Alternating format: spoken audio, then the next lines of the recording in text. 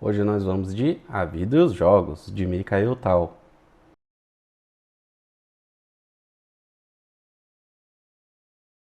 Olá, seja bem-vindo, esse é o canal Felipe Xadrez e hoje, pessoal, vamos para mais uma partida do livro do Mikhail Tal, A Vida e os Jogos de Mikhail Tal. Na partida de hoje, o Tal joga contra Mark Pasman. Essa partida ocorreu em 1953, durante o campeonato de Lativa em Riga. O Tal aqui está com seus 16 anos. E essa partida aqui, pessoal, é muito legal, uma partida sensacional. Mostra bem porque o Tal era chamado de Mago de Riga. Bom, antes da gente ir para o tabuleiro, você que está chegando agora, se não é inscrito do canal, já aproveita, se inscreve.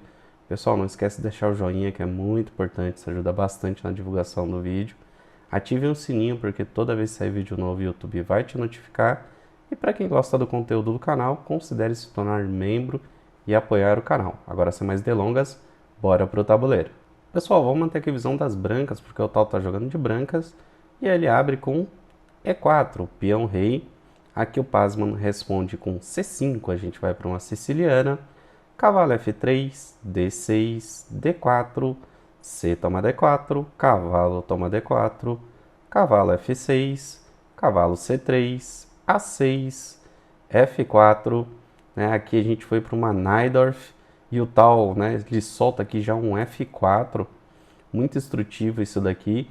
Vamos ver como o Tal aqui vai tentar jogar contra a Najdorf. A gente sabe que a Najdorf é uma defesa bem agressiva, né, com chances não só de causar problema para o jogador de brancas, porque às vezes ele fica sem saber o que jogar, mas também extremamente agressiva e com altas chances de levar uma vitória. Então vamos ver como o Mago de Riga vai reagir aqui a essa defesa Najdorf jogado pelo Pasman. Bom, então depois do F4 aqui o Pasman segue com E5 em direção ao centro, cavalo F3 manobrando, saindo do ataque, cavalo de B, D7, bispo D3 e esse é o nosso último lance de livro. Bispo E7 desenvolvendo, roque, o Tal coloca o rei dele em segurança, roque, o Pasman também coloca o rei dele em segurança, rei H1, né, aquele lance profilático, trazendo o rei aqui para o cantinho mais seguro. Agora que o peão de F foi avançado, é uma ideia legal para não ficar tomando cheques aqui nessa longa diagonal. Seguindo aqui, B5, A3, dama C3, F toma E5, D toma E5, cavalo H4, manobrando o cavalo, Tal tá querendo colocar o cavalo dele aqui em F5, cavalo C5, bispo G5, desenvolvendo e tentando trazer agora a torre para o jogo, dama D8, cavalo F5, agora o Tal consegue colocar o cavalo dele numa casa muito boa, muito bem colocada. Cavalo avançado normalmente traz muitas complicações. Então, bispo toma F5. Aqui o Pasman não quer saber, ele elimina esse cavalo aqui, porque ele sabe que é pedreira. Torre toma F5, cavalo de F, D7, o Pasman manobra o cavalo dele. Bispo E7, o Tal troca os bispos de casa escura. Dama toma D7, cavalo D5 atacando a dama, dama D6, dama G4, G6 atacando a torre, ou não, né? Porque o peão está cravado agora, então não pode capturar. Torre de A, F1, então Tal dobra as torres na coluna F, F6, H4, o Tal continua jogando de forma extremamente agressiva, né? Soltar um H4 aqui, né, uma posição que está bem fechadinha, né? Então acho que por isso é mais confortável ele fazer esse lance. Mas particularmente eu, por exemplo, eu fico receoso de fazer esses tipos de lance, né? Detona muito a estrutura aqui de peões na cobertura do rei. Mas é o Tal, Mago de Riga, ele sabe o que está fazendo. Então, rei H8 aqui, o Pasman coloca o rei dele aqui na coluna H também. Torre de 5, F3, ele recua, né? Porque como o Pasman colocou o rei na coluna H, o peão não está mais cravado, então a torre passa a estar ameaçada. Então o Tal tira a torre do ataque. O Pasman continua procurando contra-jogo e ele faz F5, que é um bom lance aqui. Ataca a dama, ataca o peão central, que inclusive é o peão defensor do cavalo, então traz problemas na posição do tal. Mas Mikhail Tal a gente sabe como é. O lema dele é para trás nem para pegar impulso. E ele já começa, né? Já começa a sacrificar aqui, ele faz e toma F5, ele abandona o cavalo, pessoal, né? O tal aqui deixa o cavalo. Então o Pasman, ele faz dama toma D5, ele captura o cavalo, não quer nem saber.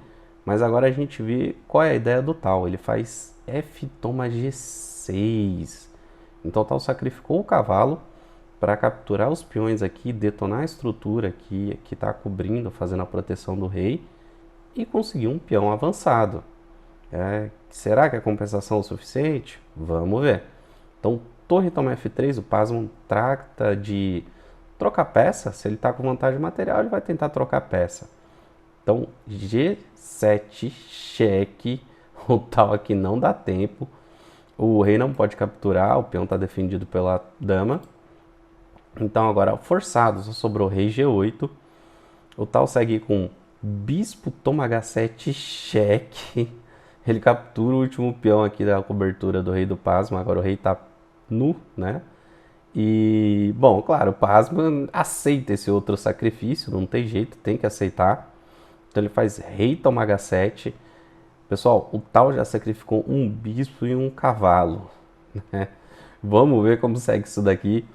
Então, torre toma F3, o tal agora consegue recuperar um pouquinho de material. Cavalo E4. Então o Pasman segue agora trazendo o cavalo, manobrar ele para tentar colocar numa casa mais ativa. Quem sabe tentar alguma linha de ataque. H5, o tal não dá tempo, ele segue avançando o peão. Cavalo de DF6. Então o Pasman agora traz um cavalo para proteger o outro. O cavalo tá atacando a dama, tá atacando o peão. E também vai ajudar um pouco aqui na defesa do rei, porque agora não dá para avançar o peão, porque tanto o cavalo quanto a torre estão segurando a casa de promoção do peão, junto com a dama também. Bom, e aí, tal? O que você vai fazer? Bom, tal segue aqui simplesmente, pessoal, com dama G6 cheque. Rei G8 forçado de novo. E agora o rei do Pasman tá emparedado, não pode ir mais para lugar nenhum.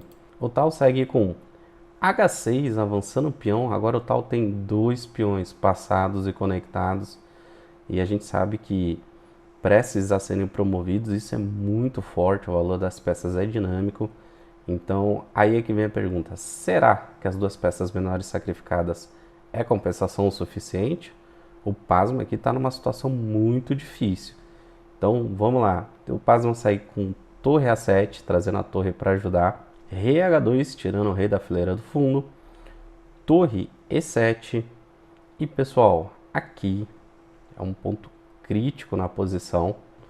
Torre H3. E esse lance é muito forte, né? Como diz, esse lance exclama. Por quê? A ideia é usar a torre para dar apoio para o peão e avançar ele. E mais do que isso, aqui você está ameaçando sequência de mate. Nessa posição aqui, o Pasman ele responde com um único lance possível na situação, que é como evitar o avanço desse peão? Bloqueando. Então ele faz cavalo H7 para segurar o avanço desse peão. E agora o Pasman já está com uma peça aqui praticamente inutilizada. Ela tem que ficar segurando esse peão agora. Então ele já perde vantagem material na posição. Torre D3 atacando a dama. O tal não dá sossego para o Pasman. Ele continua com a iniciativa atacando a todo custo. Dama A8, o Pasman é obrigado aqui a recuar a dama. E nessa posição, pessoal, o tal mostra, né, para todos os efeitos e para todos, porque ele é o mago de Riga. Se você quiser, pode dar pausa. Tenta encontrar o lance do tal, que é um lance muito forte. Não é um lance fácil de achar. E é um lance brilhante. Achou? Não? Vamos lá, pessoal. O lance do tal é dama toma em E4. Esse lance ele é brilhante E por que que é um lance um pouco difícil de encontrar? Porque aqui o tal tá oferecendo a dama, então aqui eu já adianto que não dá para tomar a dama das brancas. O melhor lance para as pretas aqui, de longe, é fazer torre aqui em E8. Porém, o Pasman cai na armadilha do tal, cai na pura magia que só ele sabe lançar, e ele faz dama toma E4. O tal agora saiu com uma sequência fulminante, que começa com torre D8 cheque, rei F7, G8 promovendo para a dama, então a dama volta para jogo, rei F6 aqui forçado, torre D6 cheque, rei F5, dama G6 cheque, rei F4, G3 cheque. Olha que lance sensacional, pessoal. E aqui o rei é obrigado a vir aqui para E3, torre D3 cheque, e agora não tem jeito. Aqui tem que tomar de dama. Então dama toma D3, e depois de dama toma D3 aqui, o Pasman abandona, ele joga a toalha. E realmente, pessoal, aqui não tem como continuar, tá? Essa sequência que o tal iniciou realmente é uma sequência para arrematar a partida. Por quê? Uma possível continuação aqui, para ficar mais fácil de entender, é dama toma D3. Então aqui tem uma dama por uma torre e um cavalo, que na teoria até daria para jogar dependendo da posição, mas não é esse caso. Aqui a posição é perdida, porque depois de rei F2, dama D8 atacando a torre, depois de torre F7, dama D2 cheque, rei F1, dama D3 cheque, rei F2, dama D2 cheque, rei F3, dama D5 cheque, rei E3 e dama toma F7. Então isso é uma possível continuação, mas de qualquer jeito a dama dá muito cheque, e aqui iria cair hora ou outra numa posição onde a torre iria cair, ia ficar só o rei e o cavalo. Então por isso que o Pasman abandonou, sabendo disso. Fora que o tal ainda tem aqui, né, esses outros dois peões aqui que estão passados e praticamente conectados, né? Só questão aqui de avançar, protegido pela dama, e um abraço, né? Aqui o Pasman não tem muito mais o que fazer senão abandonar mesmo. Agora, pessoal, vamos dar uma olhada no relatório do chess.com, porque essa partida ela é sensacional. A precisão do tal, pessoal, ficou em 88.7 e do Pasman ficou em 84.5. E a gente pode ver que essa é uma partida aqui muito interessante, porque os dois jogadores começaram bem equilibrados, mas depois da abertura, início do meio jogo também bem equilibrado, até que o tal erra.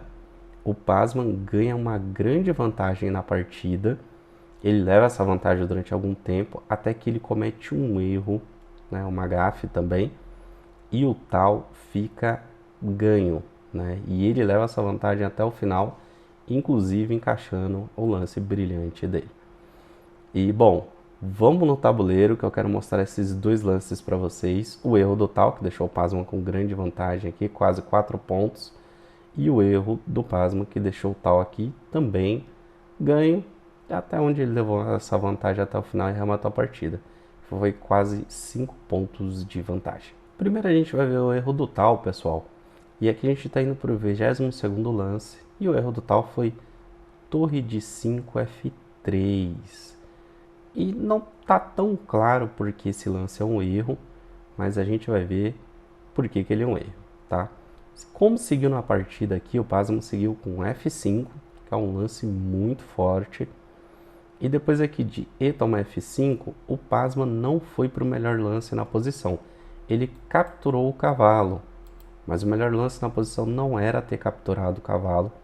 O melhor lance na posição para ele era ter seguido aqui com E4, dando um duplo na torre no bispo. Aí você fala, Felipe, mas dá para capturar de bispo, não é um duplo. Tudo bem, mas aqui se você captura de bispo aqui, ó, bispo toma E4, viria aqui cavalo E5, e aqui tá a complicação feita.